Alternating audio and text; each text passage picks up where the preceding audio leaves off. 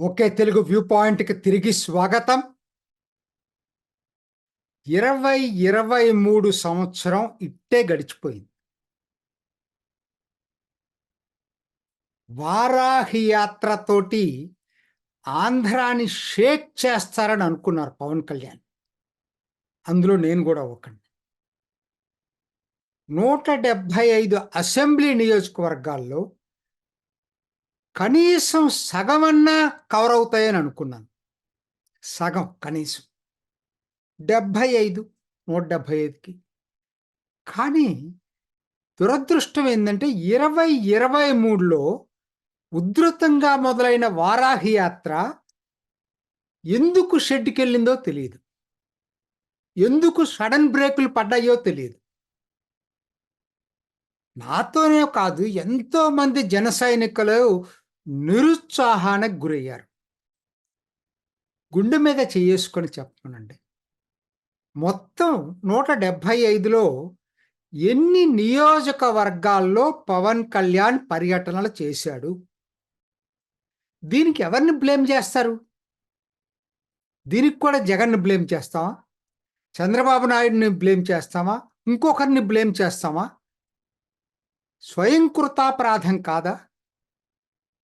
మిమ్మల్ని ఎంతోమంది నమ్ముకొని మీ వెంట నడుస్తున్నారు, అది మర్చిపోవద్దు. అంటే మీరనొచ్చు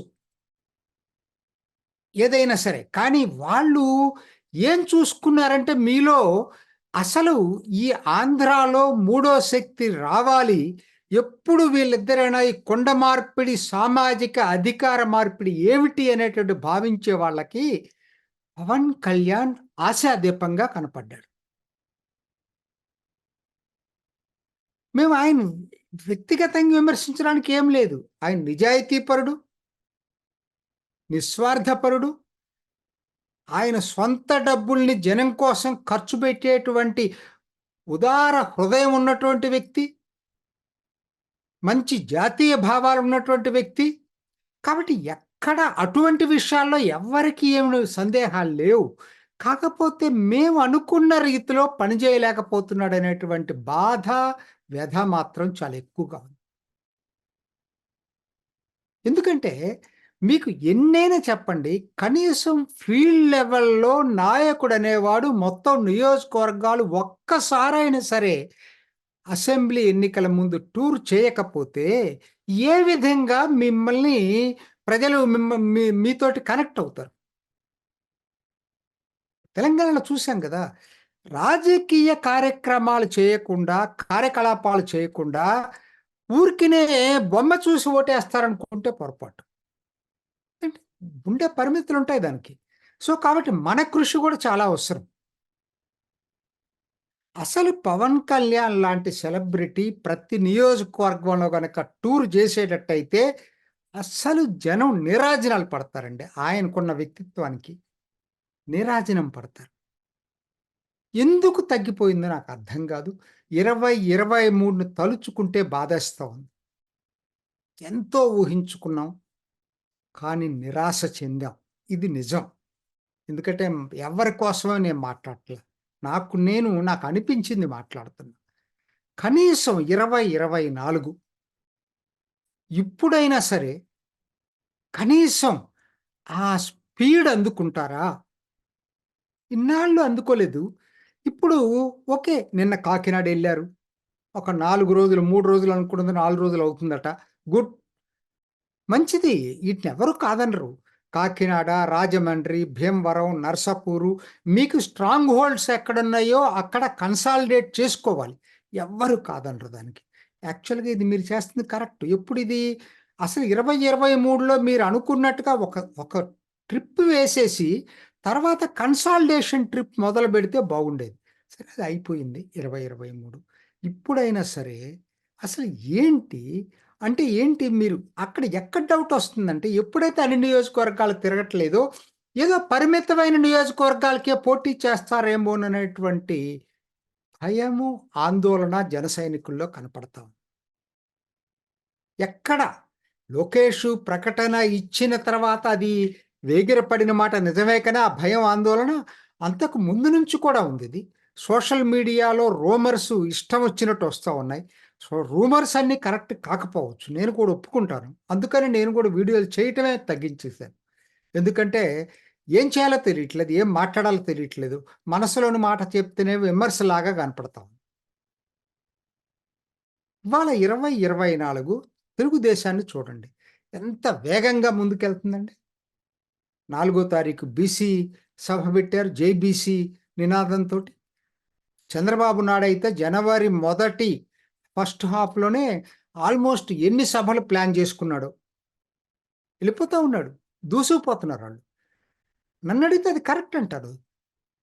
ఎందుకంటే ఎవరైనా సరే వాళ్ళు వ్యూహాలు, ఎత్తుగడలతో పాటు కార్యాచరణ చాలా వేగంగా ఉండాలి. ఎన్నికలు దగ్గర పడే కొద్దీ కూడా. ప్రతి క్షణం ఇంపార్టెంట్. ప్రతి కాలము ఇంపార్టెంట్. మరి అటువంటి టైంలో ఏది ఆ స్పీడ్ ఏది? ఆ స్పీడ్ కనపట్లేదండి. పవన్ కళ్యాణ్ గారు. మీరు సమయం ముంచిపోతా ఉంది.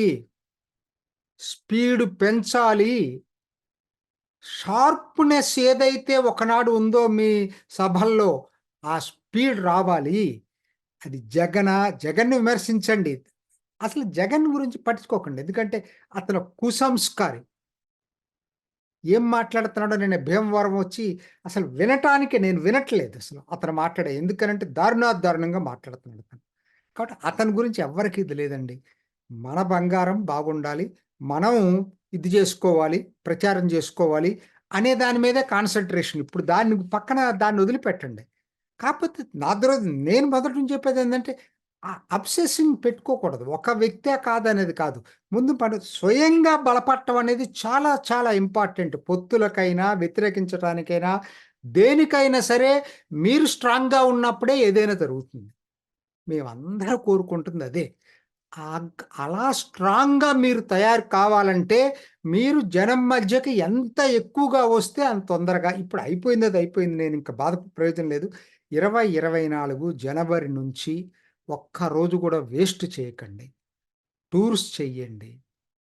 ప్లాన్ చేసుకుంటున్నారు. నేను తప్పు ఎందుకంటే అది చాలా అవసరం. ఎందుకంటే గ్రౌండ్ వర్క్ చాలా అవసరం. ఎందుకంటే మీరు నేను ఒప్పుకుంటున్నాను. ఇప్పుడేంటంటే ఇనార్గానిక్ గ్రోత్ మీద కాన్సంట్రేట్ చేస్తున్నారు. ఏంటి ఇతర పార్టీల్లో నుంచి నాయకులను తెచ్చుకునే దాని మీద. అవసరం. నేను కాదనను. కానీ ఎప్పుడు గుర్తుపెట్టుకోండి. ఆర్గానిక్ గ్రోత్ అనే దానికి, ఇనార్గానిక్ గ్రోత్‌కి చాలా తేడా ఉంటది. ఆర్గానిక్ గ్రోత్ చేసుకుంటూ ఇనార్గానిక్ గ్రోత్‌ని తెచ్చుకోవాలి. అది సప్లిమెంటరీగా ఉండాల.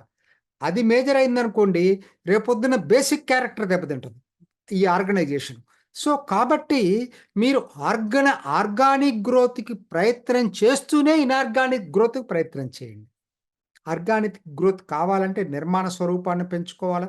ముందు ఫీల్డ్ లెవెల్‌లోకెళ్ళాలండి. ఫీల్డ్ లెవెల్‌లోకెళ్తే గదా! అక్కడ ఎవరు మీకు నిర్మాణ స్వరూపాన్ని పెంచుకోవాలనుకున్నా కూడా అక్కడ ఎవరు యాక్టివ్‌గా పనికొస్తాడు, పనికిరాడో ఎప్పుడు తెలుస్తుంది? మీరు ఫీల్డ్ లెవెల్‌లోకెళ్తే ఇవాళ మీ కాకినాడలో ఎలా మీటింగులు పెట్టగలిగారు? ఎందుకంటే కాకినాడలో ఒకటికి 2 సార్లు ఆ టూర్‌లు చేయటంతోటి, కేడర్ ఉండటంతోటి నిర్మాణాన్ని పటిష్టం చేసుకోగలుగుతున్నారు. మిగతా చోట్ల అది కూడా లేదు కదా!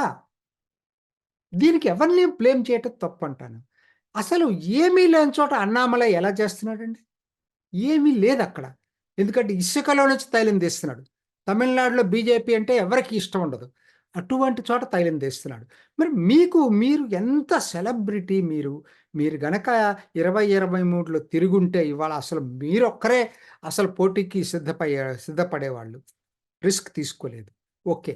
ఆ కారణాలు మీవి మీకున్న పరిమితులవి. నేననుకుంటున్నా మీకున్న లిమిటేషన్స్ అవి. మేము అంతకన్నా కూడా ఇంకా ఊహించుకోవటం కూడా అనవసరం. కాతే ఉన్న దాంట్లో గౌరవప్రదంగా పొత్తు పెట్టుకోగలిగితేనే అందరూ మీతో నడుస్తారు. స్పష్టంగా చెప్తున్నా నేను. గౌరవప్రదమైన పొత్తు లేకపోయేటట్టయితే మాత్రం చాలా కష్టం. చాలా, చాలా నిరుత్సాహానికి ఇప్పటికే గురైపోయారు.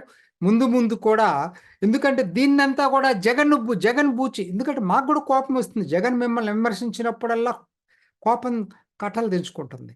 కానీ మీ దగ్గర ఆ ఇది కనపట్లేదు. ఆ చొరవ ఇది మీకు ఉండాల్సినంత షార్ప్‌నెస్ కనపట్లేదు. స్వతంత్ర వైఖరి తగ్గిపోయింది. టీడీపీ వైపు ఎదురు చూపులు చూడటం అనేది ఒత్తు వేరు, మీ వైఖరి వేరు. రెండిట్లో తేడా ఉంది. సరే, ఏది ఏమైనా సరే ఇకనైనా సమయం మించిపోతుంది. తొందరపడండి పవన్ కళ్యాణ్ గారు. తొందరపడండి. ఇదొక్కటే మేము కోరుకునేది.